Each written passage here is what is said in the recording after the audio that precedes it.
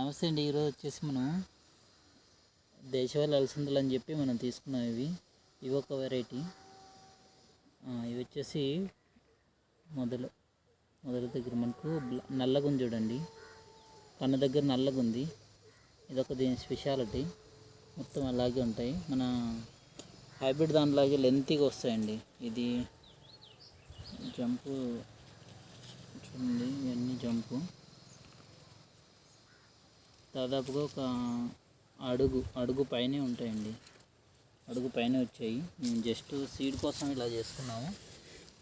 చాలా బాగా వచ్చాయండి సీడ్. ఇవి తినడానికి చాలా బాగున్నాయి, ఎందుకంటే పచ్చి తింటుంటే బాగున్నాయి. విత్తనం డెవలప్ చేసుకోవడం కోసం మనం కొద్దిగా వేసుకున్నాము. ఇప్పుడు వీటి నుంచి విత్తనం స్టార్ట్ అయిందండి. ఇలా హార్వెస్ట్ చేసాము, ఇలా వచ్చాయి మనకు. మనము ఒక 20 విత్తనాలు వేసింటే మనకు ఇప్పుడు దాదాపు ఒక కేజీ నుంచి 2 కేజీల దాకా విత్తనం వచ్చేటట్లు ఉంది. నెక్స్ట్ మనం సీడ్ డెవలప్మెంట్కి మనకు బాగా హెల్ప్ అవుతుంది. ఇది నాటుదని చెప్పి తీసుకున్నామండి. ఇది నాటుదే. అరకు ఆ ఏరియాలో మనం ఎక్కువ ఆ ఏరియాలో పండిస్తుంటారు. ఇది నేను చూశాను. ఇది ఫుల్గా బ్లాక్ కూడా ఉంటుందండి. ఇట్లా కొద్దిగా వైట్ వచ్చింది కదా, మచ్చ వచ్చి వైట్ వచ్చింది. అది కాకుండా ఫుల్గా బ్లాక్ ఉండే వెరైటీస్ కూడా ఉంటాయి. అవి కూడా చూసాము, అవి కూడా తీసుకుంటాం.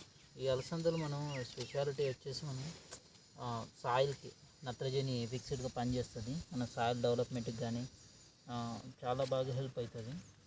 దీనికి ప్రత్యేకంగా మెయింటెనెన్స్ ఏం అవసరం లేదు. మనం జస్ట్ ఈ స్ప్రేయింగ్కి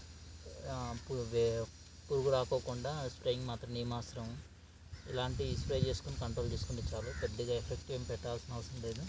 తక్కువ మెయింటెనెన్స్లో మనకు మంచి ప్రాఫిట్ ఉంటుందండి. ఇది ఇలాంటివి కూడా వేసుకోండి. అదే అంతర పంటగా సింగిల్ క్రాప్ అయితే వేయొద్దండి ఎక్కడే. కానీ సింగిల్ క్రాప్ వేస్తే మనం వేసిన మెయింటెనెన్స్ ఆ ఖర్చులన్నీ రికవర్ అయ్యే విధంగా ఉండాలి. ఏ పంట వేసినా కానీ ఆ విధంగా చూసుకొని మాత్రమే పంటలు వేసుకోండి.